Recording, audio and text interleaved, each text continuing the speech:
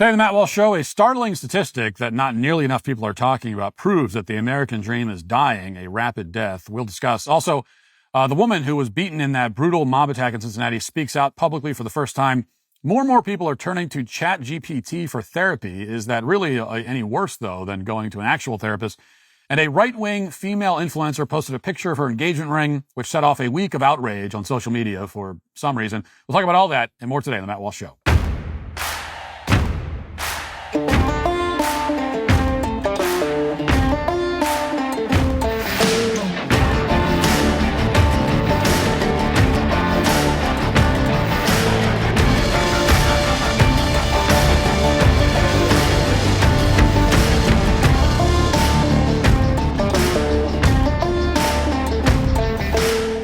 The problem with Facebook, Google, and other so-called free services is that they aren't really free at all. You pay for them by letting these huge tech companies record your activity and sell it to advertisers. As the saying goes, if the product is free, you're not the customer, you are the product. The digital version of you is being bought and sold by Facebook's real customers. And who are they? Well, you never know. They could be marketers who want to sell you something, lobbyists who want to change your mind about gun control or anything else, or even foreign governments who want to influence how you vote. If you don't want to be a product that's bought and sold, you need to start protecting your privacy online today. And the way that I do that is with ExpressVPN. If you don't protect your online privacy, your internet service provider can see every website you visit. Third-party data brokers can collect logs from apps and websites, tracking your activity through your IP address to build an incredibly detailed profile of you. But because I use ExpressVPN, 100% of my online activity is rerouted through secure encrypted servers. That means my ISP has no record of my activity and nothing to sell. ExpressVPN also hides my IP address so data brokers can't track me or assemble any profiles about me. Just like that, I'm no longer a product to be sold. You don't have to be a tech expert to use it. Just one click and you're connected. But the tech experts at CNET and The Verge, they agree. ExpressVPN is the #1 VPN. I partner with ExpressVPN because I want all my viewers to have access to this important privacy protection, which is why right now you can get an extra 4 months free when you go to expressvpn.com/Walsh. That's expressvpn.com/Walsh to get an extra 4 months totally free. After he graduated from Vanderbilt, a man named Nathan Halberstadt began working at the Boston Consulting Group. This is a familiar path for students who attend schools that are highly ranked. Often they're hired by one of the big three consulting companies, which on paper means they'll provide useful advice for large businesses and the government, which is how it's supposed to work anyway. Very quickly, though, Nathan realized what the job actually entailed. In his words, working for a big consulting group meant that you had to promote, quote, the bureaucratic optimization of opioid sales, mass migration, offshoring, and DEI. You had to churn out bogus statistics to advance anti-American agenda items, like that fake McKinsey study a few years back we've talked about, which claimed that diversity somehow makes companies more profitable. That's what consulting actually means in practice. New graduates from Vanderbilt aren't really walking into companies like Boeing and Apple and blowing their minds with their unique insights. Instead, in many cases, they're simply giving executives a pretext to do exactly what they wanted to do all along. So seeing all this, Nathan decided to quit. And instead of manipulating data to promote the destruction of the United States, he decided to spend his time actually identifying statistics that really matter. He would look through government data and try to find important connections that no one else has made before. And the other day, as you may have seen, Nathan accomplished that goal. He published this remarkable chart, which has already been cited by several members of Congress, seen by millions of people. And here it is. As you can see on the screen, it's a graph that shows the estimated percentage of 30-year-olds who are both married and own a home. The data runs from 1950 all the way through 2025. In the 1950s, the number was more than 50%. In other words, in 1950, well over half of the 30-year-olds in the country were both married and living in a home that they owned by the age of 30. But as you can see, the percentage has been steadily dropping since then until it fell off a cliff in the 1990s. And now, in 2025, the percentage is well below 20%. In fact, according to this estimate, only around 15%, 15, of 30-year-olds are married and own a home. Something that was once commonplace in this country is now rare, from over 50% to 15%. Now, right off the bat, it's impossible to look at an estimate like this without immediately asking, why haven't we heard these numbers before? For all the very granular information we have about gross domestic product and unemployment numbers and per capita manufacturing output, It took a random Vanderbilt grad to produce this particular chart. Now, to be sure, we all knew that these numbers were probably bad. It was very evident that fewer young people were getting married or owning homes, but the scale and the timing of the decline were not very clear. I mean, frankly, this is a lot worse than I think anyone realized, which is why the chart has attracted so much attention. But the numbers were always available to anyone who wanted to look for them. All you have to do is look up the marriage data from the U.S. Census Bureau, which tabulates the median age of first marriage, along with Pew surveys on the percentage of people who are married at 30, and then factor in homeownership data from the census. You know, it's not a perfect calculation. Some estimation is involved. We just talked yesterday about the problems with census data, how unreliable it can be. But the overall story is pretty clear. It's corroborated by other sources, so it seems reliable. In Ohio, for example, researchers at Bowling Green State University have compiled similar estimates. So there's some cross-referencing here, and it seems pretty reliable. Amazingly, though, very few of our political leaders are talking about this. It's not a topic of mainstream conversation at all. I mean, making sure that Americans are getting married and acquiring homes by the age of 30 should be an urgent priority of every politician in the country. It's hard to think of many other things that could possibly be more important, but it's not getting anywhere near the attention that it should. To the extent that some action is being taken in Washington, it raises some unanswered questions. For example, this week, a very unusual alliance formed in Washington between Elizabeth Warren, who's the socialist from Massachusetts, and John Kennedy, the Republican from Louisiana. The two senators have introduced legislation called the Build Now Act, which would withhold taxpayer funds from states that don't build enough housing while sending taxpayer money to states that build more housing. Now, unlike most proposed legislation that you hear about, this particular bill actually has a good chance of passing because it was just unanimously approved by a Senate committee. And here is Kennedy's explanation of the plan. Listen. The most stunning statistic to me is the fact that the median age of a new homeowner, first-time homeowner in America today is 38. That's almost 40 before you can afford a home. It hasn't been that many years ago that the median age was 29. We've got a problem. We give $2.3 billion a year in HUD grants to local government for things like housing, sewer, infrastructure, water. $2.3 billion a year. Under Senator Warren and I's proposal, if you increase your housing stock over a 5-year period, you will get extra money. Here's the other side of that coin. If you don't increase your housing stock over a 5-year period, more specifically, if you fall below the median point compared to other states, then you're going to lose 10% of your money. Now, as a general rule, and I've talked about this many times, whenever Democrats and Republicans, in this case a conservative like John Kennedy and a socialist like Elizabeth Warren, team up on legislation, it's usually a good idea to be skeptical of it. I mean, the only ideas that have bipartisan support in Washington, generally speaking, are bad ones. And as we all know, socialists are well known for making housing even less affordable by introducing high-minded plans to manipulate markets, as New York City is about to discover the hard way. And that said, more housing is obviously a good idea. Increasing the supply of housing usually means that prices will go down. That's basic economics.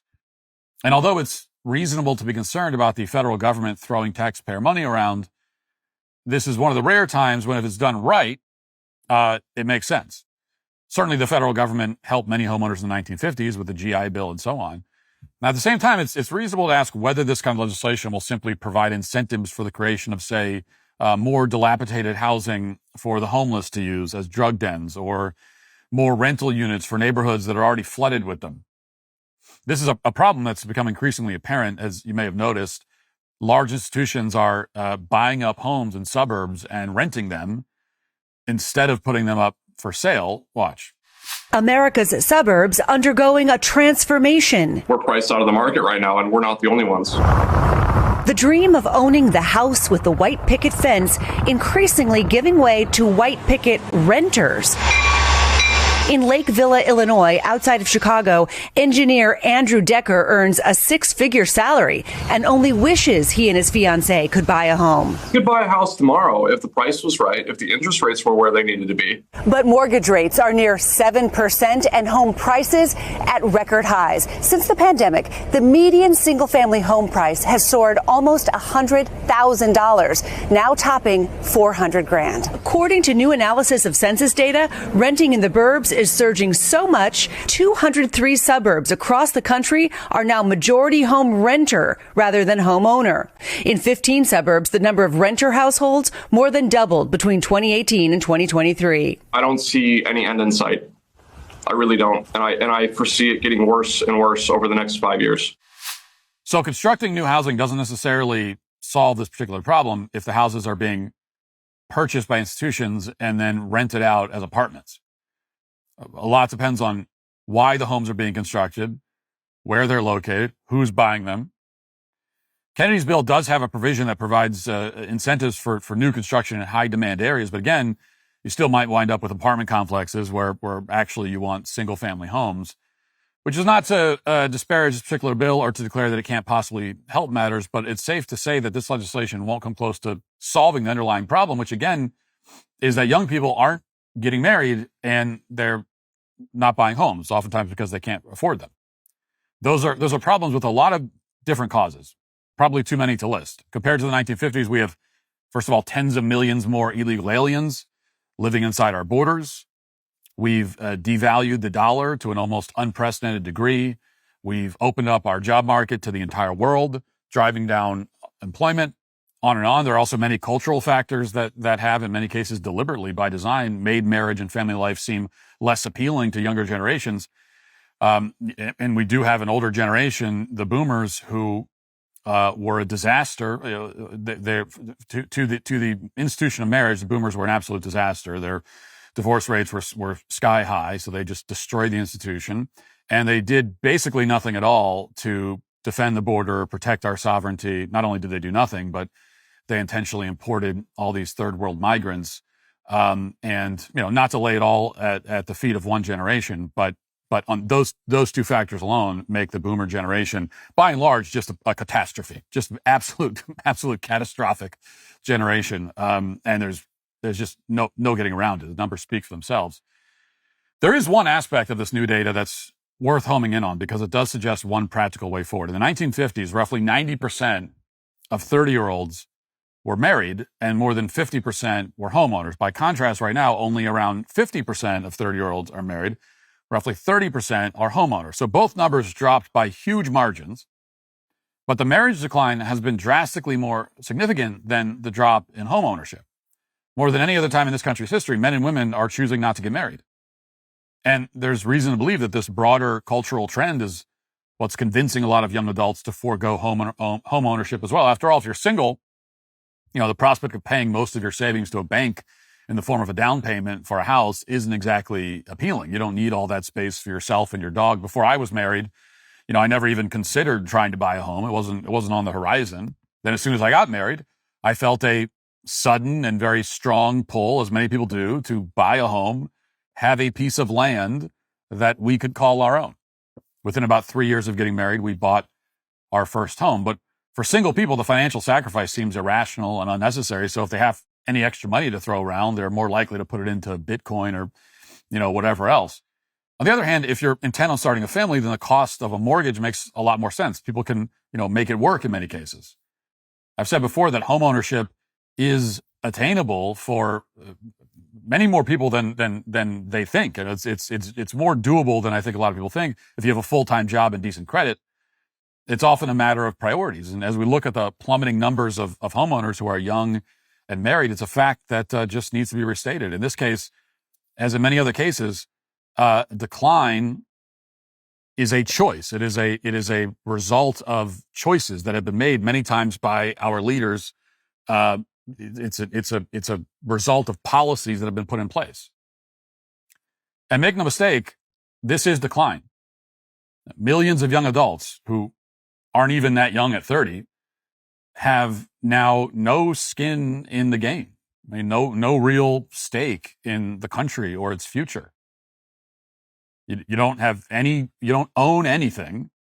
You don't own anything. You don't have kids. You don't have a family. You're not married.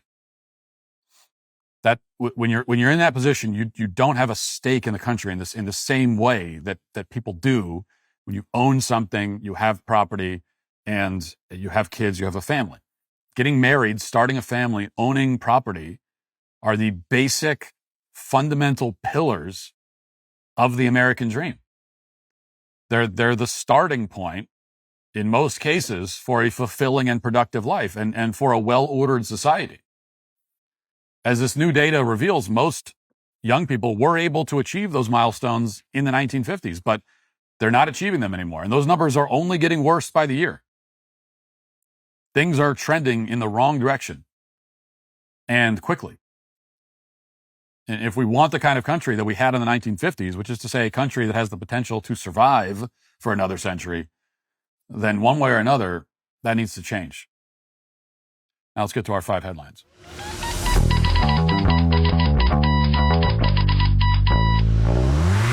Nearly half of American adults say they would suffer financial hardship within 6 months if they lost their primary income earner in the house. As a father and husband, I know how important it is to protect my family's financial future if the worst were to happen. That's where Policy Genius comes in. Policy Genius takes the complexity out of life insurance, making it easy to find and purchase coverage that ensures your loved ones have the security they need if something happens to you.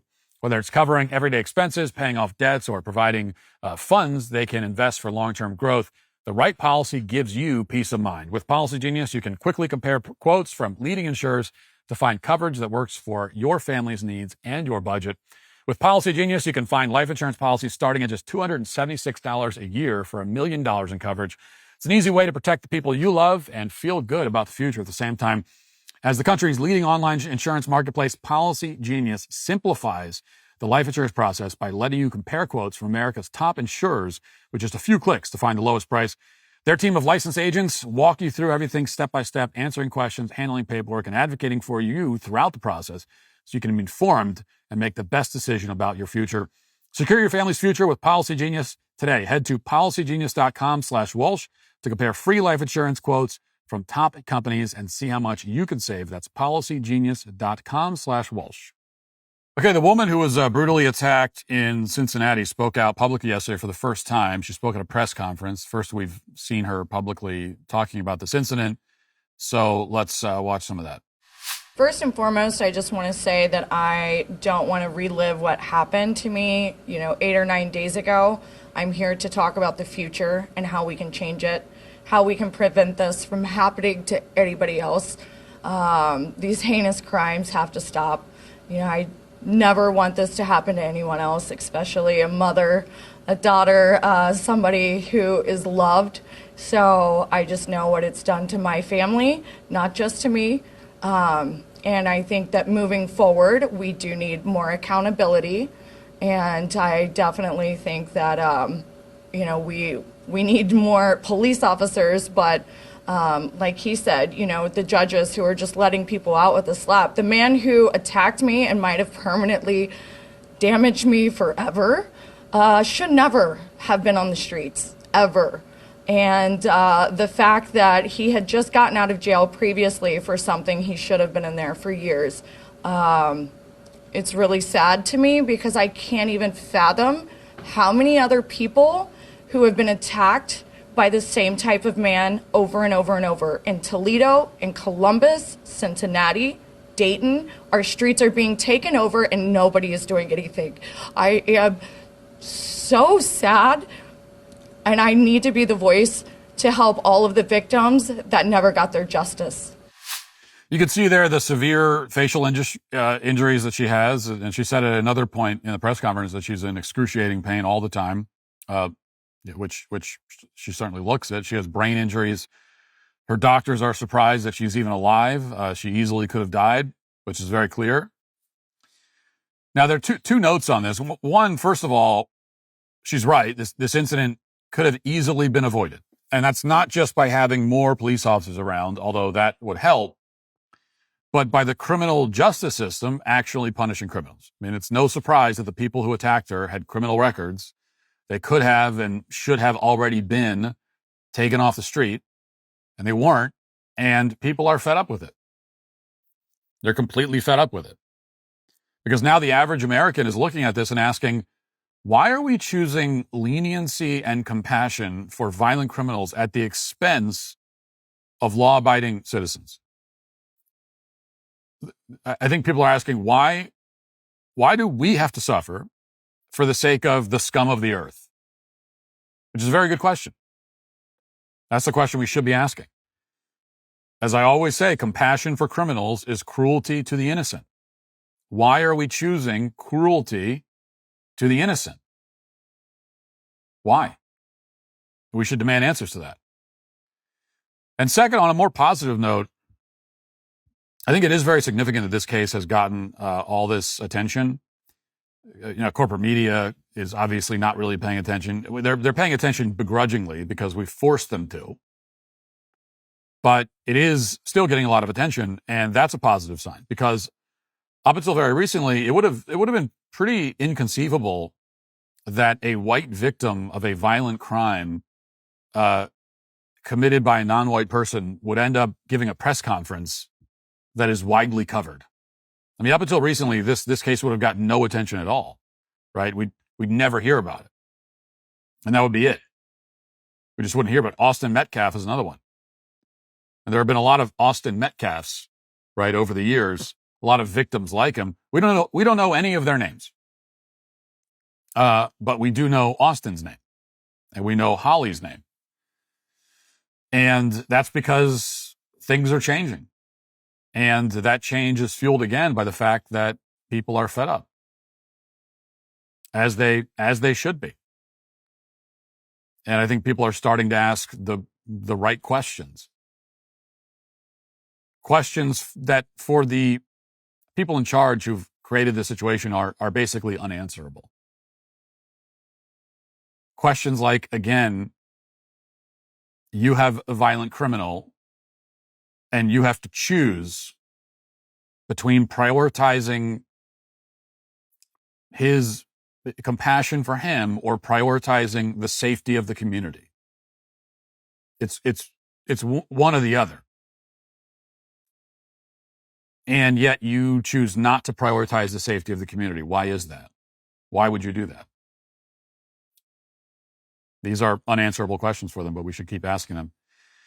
All right, here's a story from a few days ago, and I'm not even going to read it, but it's another story about, I'm not going to read an article about it, but it's another story about a girl who I guess was famous or moderately famous on social media as a child who just turned 18 and then started an OnlyFans and immediately made like $1 million or something in 5 hours or whatever it was. The first 24 hours, she made $1 million. And I'm not going to read the story or say the person's name because I don't want to advertise her porn business for her, although you could easily find out the name or maybe you already know it. But in my own way, I'd like to not participate in it.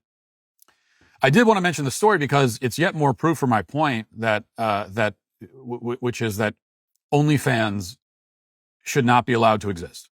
I mean, here's another important question we should be asking. Why do we let this exist? Why do we allow this to exist? We don't have to. Now, what's actually happening here is that this girl, immediately upon turning 18, excitedly went out and became a prostitute.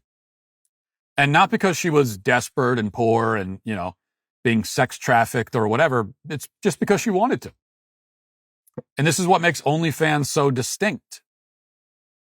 This is why you can't compare it to, anytime I talk about this, and how you've got all these women on OnlyFans, I always have people that are trying to downplay the significance of it, downplay the problem by saying, oh, prostitution's always existed. Do you know how many women were prostitutes in Victorian England? Well, this is very different. Okay, this is a new era of whorishness in our culture. Because now we have a whole generation of prostitutes who cannot be in any way considered victims. Now, 30 years ago, 40 years ago, really any time until right now, if a woman was a prostitute, that usually meant that she was poor, she was drug addicted, she was being exploited. which doesn't mean that she bears no blame at all, no moral guilt at all, but it usually meant like this is someone in a desperate situation. Usually there was a pimp, who would backhand her across the face if she didn't come back with enough money. I mean, that's the way that these things, quote unquote, traditionally were done. But these days, these women are their own pimps. Right? There's no one whoring them out. They're doing it themselves. Now, OnlyFans as an organization, as a company is, but OnlyFans isn't like coming into their home, forcing them into it. OnlyFans is the platform, is providing them a platform to be their own pimps. It's like a franchise. It's a franchise opportunity. So now you have women, girls who just turned 18, women in their 20s, soccer moms in their 30s and 40s, women of all types, women who are not poor, are not desperate, are not necessarily drug-addled or anything, who choose to whore themselves out. They exploit themselves for no reason other than making some extra spending money and getting attention from strangers on the internet. It's very bleak. The fact that women were given the opportunity to become prostitutes in the comfort of their own home, and so many millions of them eagerly took advantage of it, that's bleak. That's the kind of thing that really gives ammo to the red pill guys. That gives them a lot of ammo. When you look at that and say, okay, well, this opportunity was given to women and said, hey, you can be a prostitute, and millions jumped at it. You look at the numbers, there are like 3.5, 4 million women selling their bodies on OnlyFans. If you break it down, you find that it equates to like 2% of all women in America between the ages of 18 and 45. 2%. Now, maybe you'd want to say, well, 2% is not that bad. It's not a really high number. No, that's bad. 2% of all women in that age, that's hard. That's a nightmare. You kidding me? 2% of all women in the country in that age bracket? That is staggering. Especially, again, when you consider that these are elective prostitutes. These are all women who by no means have been forced into it. They could all get real jobs.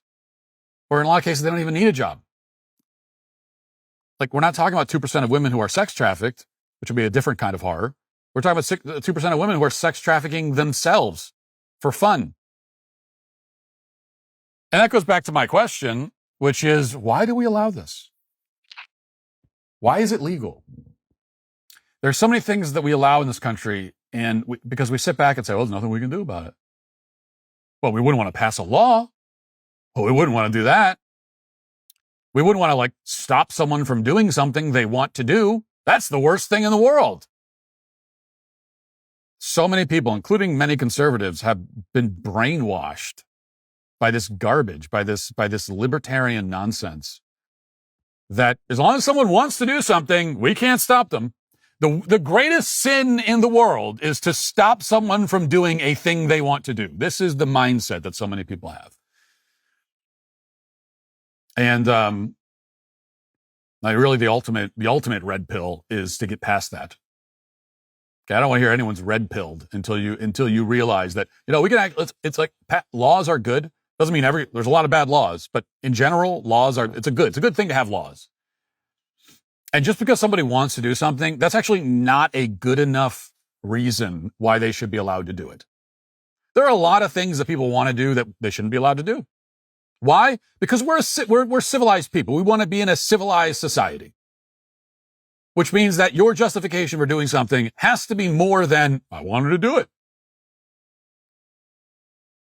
And when your behavior is objectively deeply detrimental to the country as a whole, to the well-being of the country, then you just shouldn't be allowed to do it. And there's really no argument in response other than, but I want to. What's the other argument? Oh, I have a right. I have a right. Here's the other red pill, realizing that 90% of the rights people are constantly claiming don't exist. It doesn't mean anything. I have a right to be a prostitute? What do you mean? What do you mean you have that right? Like, from where? Where are you deriving that? What does it mean, right? What are you talking about? Yeah, but so you're like born with this like mystical entitlement to be a whore? Is that what you're saying? So where does that come from?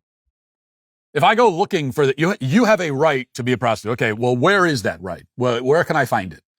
Oh, it's invisible. It's like this invisible thing that it's like your imaginary friend. It's not real. It doesn't exist. Okay.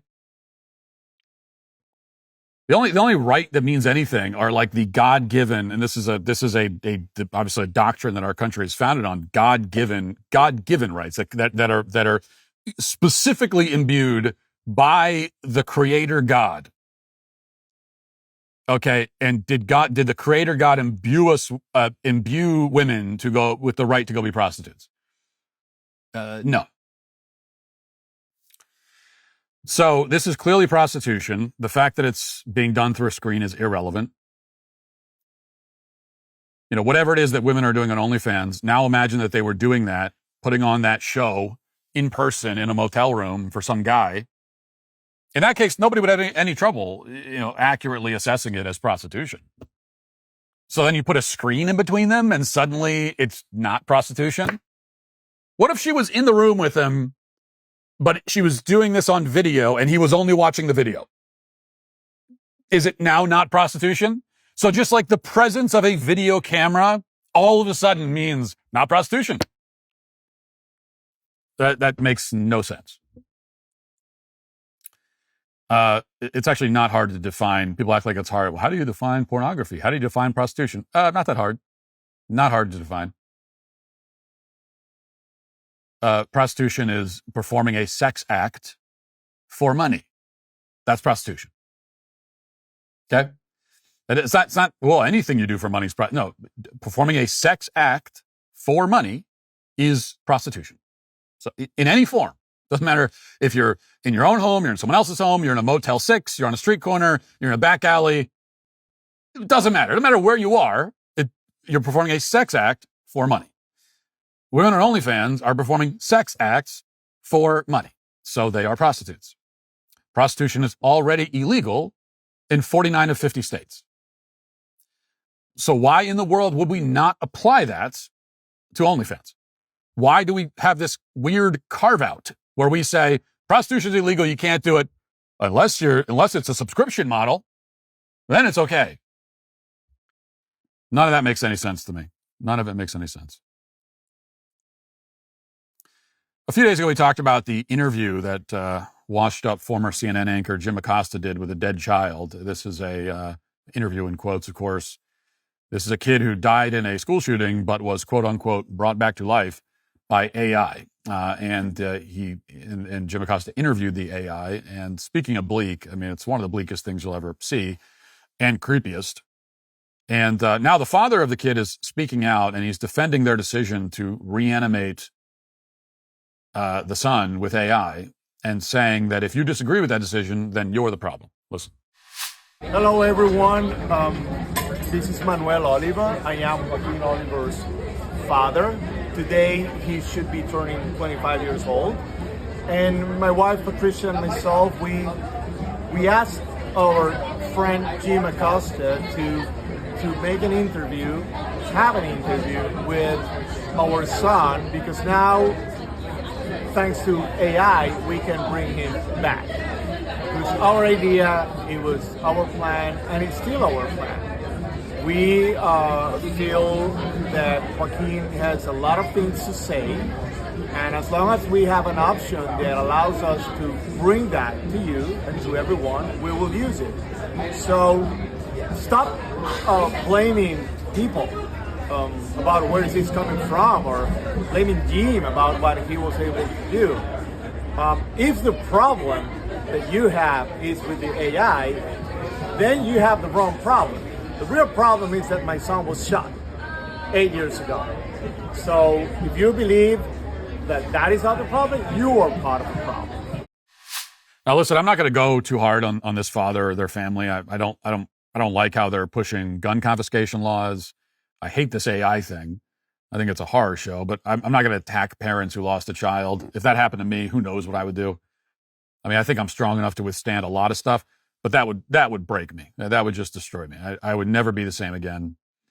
So there's no telling what I would. I mean, I can't pass judgment. I can't look at that and say I would never do that because I have no clue what I'd be a different person. I'm a totally different person at the other side of that experience, and so I just can't. I really can't judge. I can't pass judgment on parents who lose their children. Unless their behavior is so gratuitous and over the line that it's the kind of thing that you have no choice but to speak out against. But generally speaking, with something like this, it's hard to pass judgment. So all that said, what I really want to say is that I understand the temptation to use this technology to try to reconnect with a lost loved one. We talked about this a few days ago, how the dad said that his wife, the child's mother, spends hours a day talking to this AI. And that is very sad. I mean, that's like one of the saddest things I've ever heard. And again, I'm not going to judge the mom. I might do the same thing in her shoes. I might be so totally desperate and broken that I would do that. I don't know. And that's why I'm just very worried about this technology. I've expressed my worries about AI many times. And here's another level of worry, another dystopian sort of awful application of it. And it makes me ask again, here's another area where are we going to even attempt to do anything to prevent the nightmare that we're currently waltzing into? Like anything? I know you might tell me, well, we can't stop all of it. And AI is an unstoppable force. And in many ways that's true, but does that mean we're not going to do anything? No guardrails, nothing at all. You're telling me we can do 0%. I don't buy that. At the very least, we can try.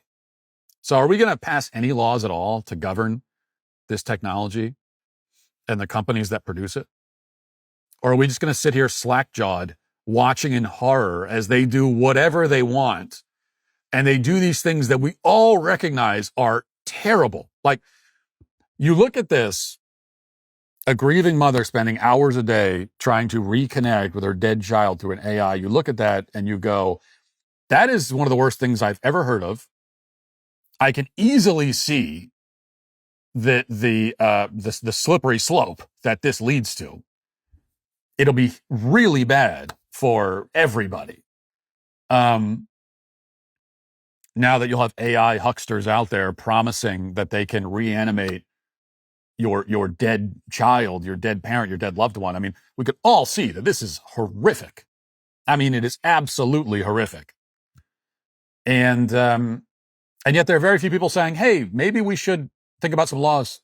Like maybe there are some things maybe there's a few things we can do here rather than sitting here impotent. Just assuming at the outset that there's nothing we can do to prevent or mitigate the dystopian nightmare scenario that we are just like strolling into. So I'd like to think about that. Finally, staying on AI, there have been some stories recently about a worrying, but totally predictable trend, a rise in people using AI, specifically ChatGPT, as a therapist. And now, changes are being made, supposedly, to curb this kind of usage. USA Today reports, in a case of it's not you, it's me, the creators of ChatGPT no longer want the chatbot to play the role of therapist or trusted confidant. Sure they don't. OpenAI, the company behind the popular bot, announced that it had incorporated some changes, specifically mental health-focused guardrails designed to prevent users from becoming too reliant on the technology, with a focus on people who view ChatGPT as a therapist or a friend. The changes come months after reports detailed negative, particularly worrisome user experiences raised concerns about the model's tendency to validate doubts, fuel anger, urge impulsive actions, or reinforce negative emotions and thoughts. Meanwhile, Sam Altman, the CEO of OpenAI, has recently warned people that if they use ChatGPT as a therapist and they reveal private personal information, that none of that stuff is confidential or protected. It is when you say it to your therapist, it is when you say it to your doctor or your lawyer, but the ChatGPT is none of those things. It's not a person, so none of that stuff is protected, which means that it can be revealed. If there was a lawsuit or a subpoena or something, all that stuff is out there. It can be revealed at any time, which should be obvious, but apparently this was a revelation to a lot of people. But the funny thing is, to me, aside from the privacy problems, is, rather than spending another 10 minutes lamenting AI, I will say that I don't think using ChatGPT as a therapist is any worse in most cases than going to an actual therapist. I mean, I'm not recommending it. I don't think you should use ChatGPT as a therapist. I'm just saying that human therapists oftentimes are not any better and can be worse. It's funny because what the article said about, well, they'll validate. All they do is validate and affirm. Well, yeah, that's welcome to therapy. I mean, that's 95% of all therapists. Affirmative therapy has been the way now for a long time.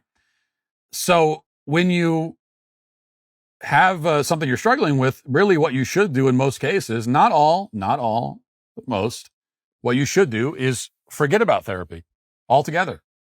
I mean, the urge to sit down and tell your life story and run through your list of grievances and whine and complain and sulk and wallow in your misery, that urge is an urge that should be rejected. It should be suppressed. You don't need therapy. You need to go for a run. You need to lift weights. You need to go outside and get some fresh air. You need to start a project. Do something with your time. Right? That I found that to be effective. I find all these things to be effective. But I find that I'm always in a much better place mentally. My headspace, I hate that phrase, is better when I've got like a project that I'm working on, because that's it's something to focus on. So it's like something to focus on. It gives you clear, like, this is the thing that I'm doing. It gives you something to look forward to the completion. So that can be helpful. I think all these things, all this stuff is helpful. But most of all, what all these things have in common, you're working on a project, you're lifting weights, you're going for a run, whatever it is, all these things are therapy, and much better than talk therapy most of the time. What do they have in common? Is that you stop thinking about yourself when you do them. Going for a run can be cathartic because, especially as you get into it and you're running, it's hard and you're out of breath and all of that. You're not focused on yourself anymore.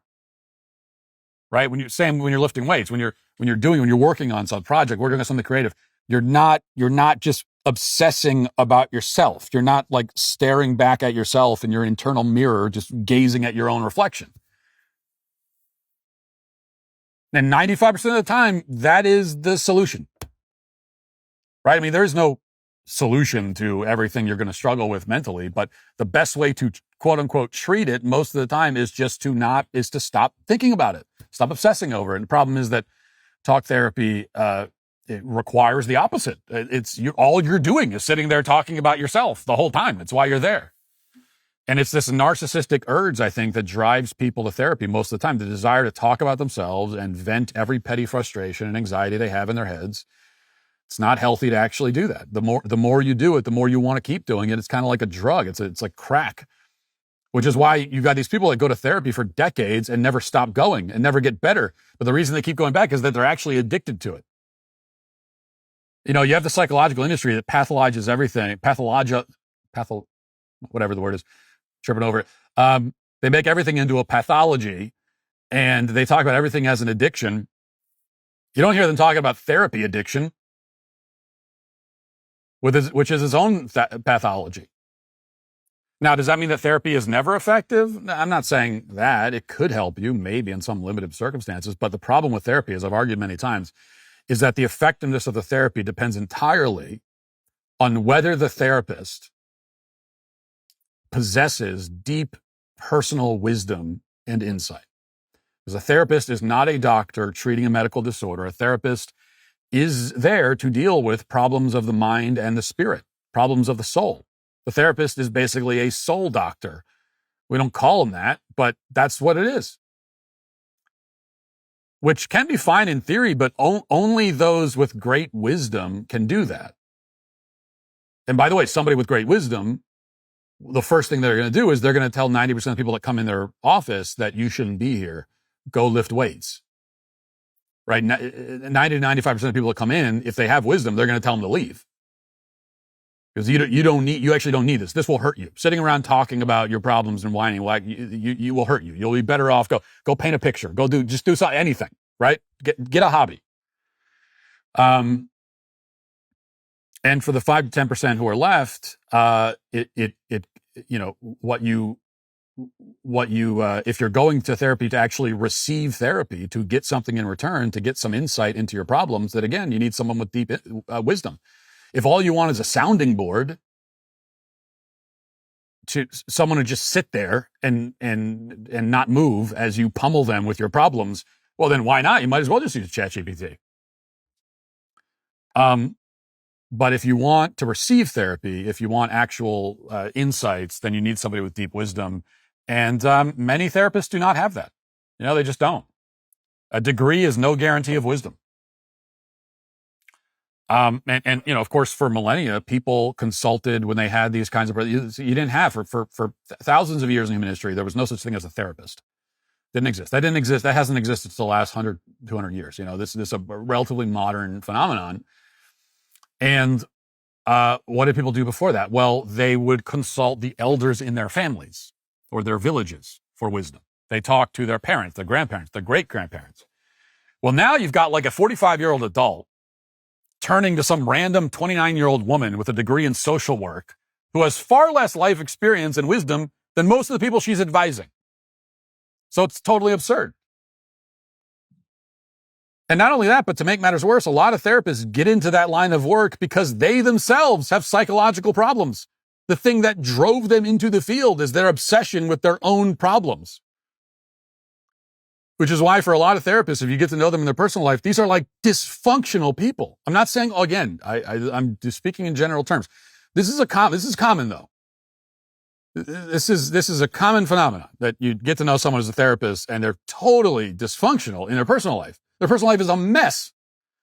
And they got all kinds, and you know them personally. Like, this person is worse than, if anyone needs therapy, it's this person. So how could they possibly be giving it?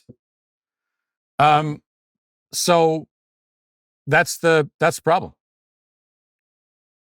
And when I've talked about this, I've been told that, well, hey, what else are you supposed to do if you have childhood trauma? If you were someone said to me the other day, they said, well, haven't you ever, you're speaking like someone who's never been the victim of something. Well, if you've been the victim of something, then this is what you need therapy. Okay, well, no, you're speaking like someone who spent way too much time in therapy. That's what you're speaking like. Because otherwise you would know that everyone's been the victim of something. Not to the same degree. I mean, some things are worse than other things. But everyone's been the victim of many things. Everyone has been the victim in situations like thousands of times in their lives. Everyone has. Literally everybody. And most of the time, sitting around and thinking about that is not going to help you. Your childhood. This is your childhood. It was what it was. It's over. It's over now. You're an adult now. Like, sitting around and still thinking about, oh, my dad, I did soccer for 5 years. My dad only came to one soccer match. Yeah, well, how old were you? 10? What are you now? 45? What are you still thinking about that for? Okay, he should have been to more soccer matches. He should have done a better job. Right? He should have, but he didn't.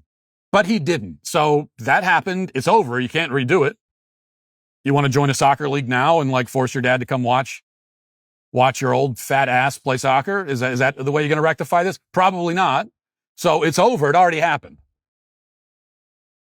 This is what the therapist should most of the time be saying. Like, what do you want me to do about that? That happened 35 years ago when you were 7. What do you want me to do about it? It's over. It already happened. So are you going to move on with your life or not?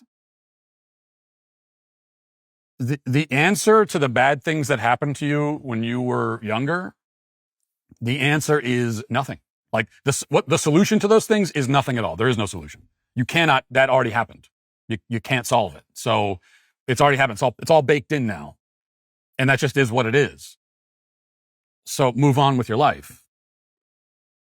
Or don't. Or spend your whole life like revolving around just like spiraling around this list of grievances. And many of them may be legitimate, but you can spend your whole life in a spiral, orbiting, right? Now you're like a moon. You're not even the planet, and you're a moon orbiting around this giant cluster of complaints and grievances and past harms and hurts. And that's all you ever do. You could live that way, or you could move on. I suggest moving on. You may have noticed that I don't shave much. I do, however, have opinions about men pretending to be women and women pretending to be men, and so does Jeremy's Razors. When Harry's pulled their advertising from the Daily Wire for saying that boys are boys and girls are girls, we launched Jeremy's Razors to be the sole company in the industry that isn't afraid of biological reality. Well, right now, you can try Jeremy's Razors for just $7.99. You heard that right, $7.99. That's their lowest price ever. And look, you know I don't recommend shaving, but if I did, it would be the Jeremy's Razors that I'd be recommending. Go to jeremy'srazors.com today and join the fight against radical gender ideology, but don't tell them I sent you. That's jeremy'srazors.com. There's a lot coming to Daily Wire Plus, and it's not inclusive, it's not safe, it's not moderated by NPR. You'll love it. On August 13th, the Pope and the Fuhrer unburies the lie they hoped we'd never fact check, and it exposes how Pope Pius XII didn't stay silent during World War II, and now the Vatican's receipts are wide open. This fall, Isabel Brown's new show joins the lineup alongside the most trusted voices of conservative media, all ad-free, uncensored, with a live chat, so you're not just watching, you're part of the conversation. We built this because no one else would. Now it's yours too. Go to dailywire.com and become a member today. Now let's get to our daily cancellation.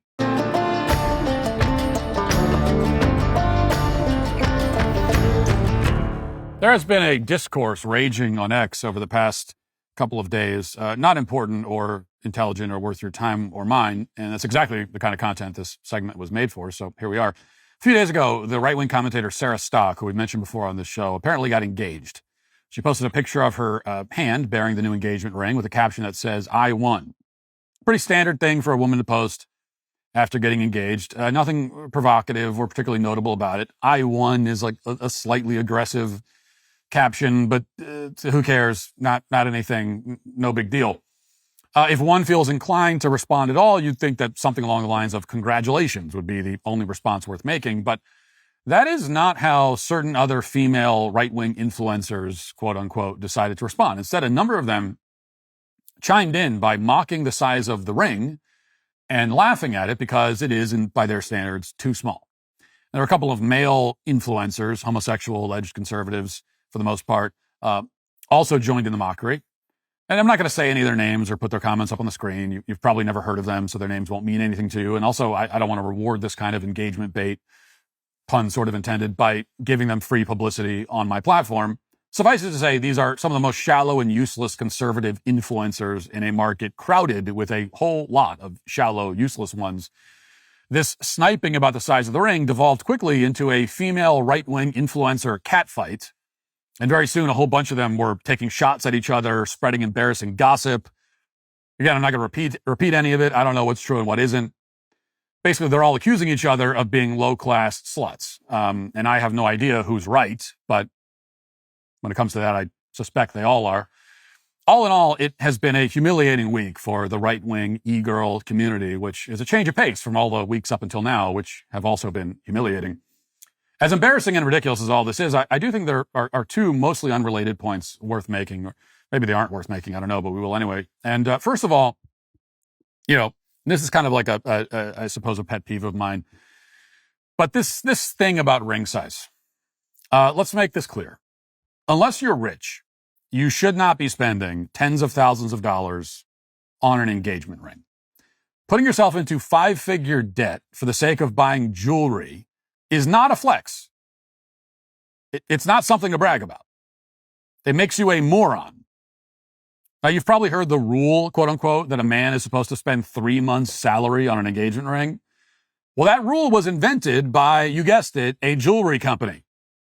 And you can see why they like the rule. In fact, every company has a rule where you, as the customer, are supposed to spend a lot of money on whatever they're selling. If you walk into a car dealership, you'll discover that there's kind of a rule where you're supposed to buy the most expensive type of car with all the features and upgrades. They're very insistent on it. Isn't that funny? Isn't that weird? It's a funny thing about people who sell stuff. They want you to buy the stuff. They want you to spend as much money as they're able to convince you to spend. That's their rule. But your rule as a rational adult should be different. Your rule should be that you buy only what you can afford. Your rule should be that you aren't going to begin your life as a married couple by plunging yourself into staggering debt for the sake of buying a slightly bigger diamond. Spending 3 months' salary on jewelry is insane behavior. I mean, spending 3 months' salary on anything other than a down payment on a house is insane behavior. If you want an actual rule to govern your ring shopping, or at least some kind of guide for it, it's all totally arbitrary, but I'll make up something that at least is more reasonable if it is still arbitrary. How about this? Spend no more than a week's salary. No more than a week. And now, if you're rich, that's enough to buy a sizable ring. If you're not rich, it's enough to buy something extremely modest. And if you're not rich, you shouldn't be pretending that you are rich when you're at the jewelry store. In fact, of all the places to pretend to be rich, that's the worst place. Now, here's another arbitrary, but I think reasonable guideline. Don't spend 5 figures on a piece of jewelry unless you have, say, $500,000 liquid in the bank. You know, even if you have $100,000 in the bank, a $10,000 ring, which is the lowest level of 5 figures, obviously, is 10% of your liquid assets. That's foolish to spend that much. Now, when I proposed to my wife, I was very broke. I bought her a discount ring for a few $100 because it was all I could afford. And years later, when I was in a significantly better financial position, I bought her a much more expensive ring. And now I buy her jewelry all the time. I can afford it now. I couldn't back then. I had to earn my way to that position. It took a long time. Most people, if you'll ever get to a point where you can afford $15,000 on a ring or a necklace or something, and a lot of people, you'll never be in a spot where you can afford that, which is fine. You know, that's also fine. But if you're going to be in that spot, it's going to take a long time to get there. It takes a long time and a lot of hard work. And you can't cut the line. You cut the line, you're going to pay for it.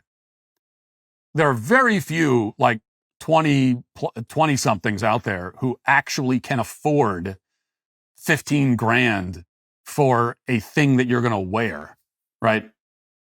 Now, my wife never complained about the modest ring or showed any disappointment at all. And for the first several years of our marriage, when I never bought her any expensive gifts of any kind, she didn't whisper a word of complaint. But here's a note for young men. If you're about to propose to a woman who actually expects an expensive ring, who will be disappointed if you stay within your budget, well, here's the good news. You could save your money. Don't propose to her. Break it off right now and go find a woman who is not a superficial, materialistic bimbo. I mean, find a woman who, when you propose, will see you as the prize, not the ring. If you don't have a lot of money, but you have to pretend you do for her sake, she's not the one. Okay, that's a woman who will screw your life up. Run away while you still can. Now, for me, my wife knew that I was broke. There was no hiding it. And I never tried to. She got in on the ground floor with me. We built a life together. And that's what you should be looking for. You don't need a lot of money to get married. But you do need, if you're a man, a woman who isn't materialistic and shallow. And if you have that, then marriage doesn't need to be a great expense. You know, these days people have the idea that, and this is one of the reasons when we talked at the start of the show about the declining marriage rates. This is obviously not the whole picture, but part of the picture, part of the reason I think that the rates are declining is that people have this idea that, well, I can't afford to get married. I hear this all the time. I can't afford to get married. What do you mean afford? There's no entry fee. What do you mean afford? I mean, if anything, you can't afford not to get married. If anything, like teaming up with somebody and working together to build a life, that should be more affordable. You should find that life is more affordable after you get married than it was before.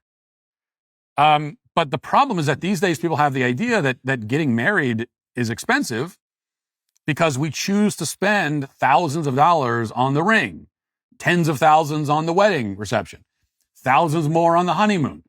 We've decided as a culture that, we have to put a 6-figure price tag on this milestone.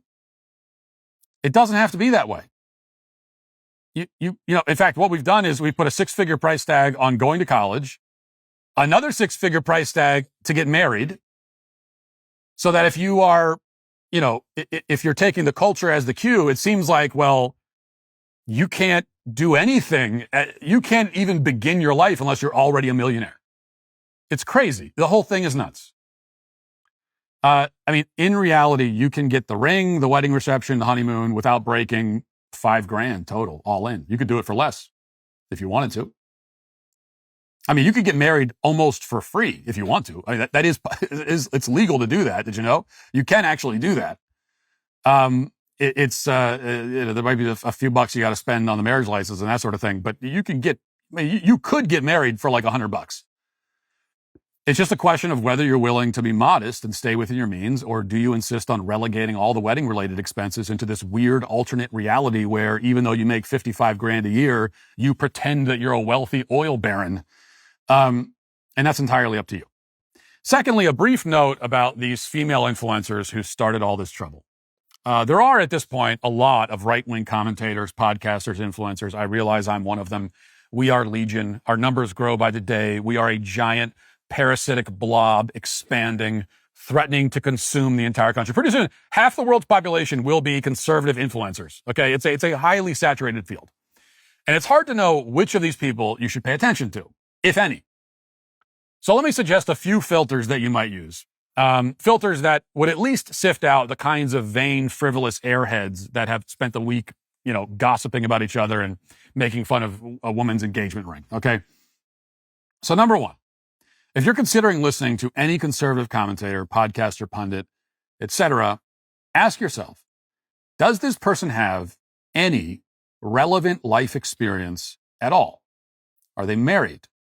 Do they have kids? Do they have responsibilities outside of generating content?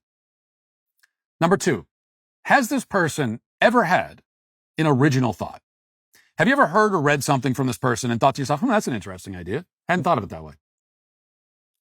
Or even like, wow, I really disagree with that. That sounds insane, but I hadn't actually thought about that. That's kind of interesting. Have you ever thought that about this person, whoever it is? Has this person ever offered any kind of unique insight into anything ever at all? Do they present you with new ideas? Do they help you clarify your own ideas? Is there any evidence that this in any way is a thoughtful person with unique or worthwhile insights at all? And finally, number three, has this person contributed meaningfully to the conservative cause? Can you point to some kind of cultural or political victory that this person played an integral part in? Does this person have any wins under their belt at all? Is there any evidence that this person is an effective cultural or political warrior? If this person didn't exist, if they had never posted a single thing to the internet, if they had gone off and become a Walmart greeter instead of a conservative influencer, would anything on the cultural or political landscape be different right now? Now, if the answer is no to any of those questions, much less all of them, then this is not a person worth listening to. They should not have an audience or a platform. And I'm not saying they should be deplatformed. I'm saying that they should be shouting into the wind. They should be ranting in an empty forest with nobody listening because they have absolutely nothing of value to say or contribute. That's the first thing that came to mind with these women that are going on about the ring. It's like I'm some of them I've never heard before, but I'm looking at them. Apparently they're influencers. And I'm running through these. I always do this with someone new pops up on the scene, or someone at least new to me, new on my radar. And I go, what is this? What do they do? Do they do anything? What have they ever said that's interesting? What are they contributing at all? Have they took a part? Have they been involved in any of these wins? Have they done anything? And the answer is no. And I think that describes a substantially high number of the people in this space. Not just the ridiculous women who've spent all week mocking an engagement ring, but certainly describes them too, first and foremost. And that is why, ultimately, they are today canceled. That'll do it for the show today and for this week. Have a great weekend. I'll talk to you on Monday. Godspeed.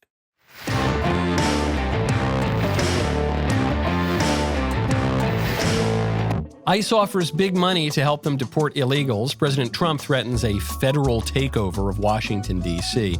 Last I checked, it's already a federal district. And Jim Acosta interviews a dead teenager. Check it out on The Michael Knowles Show.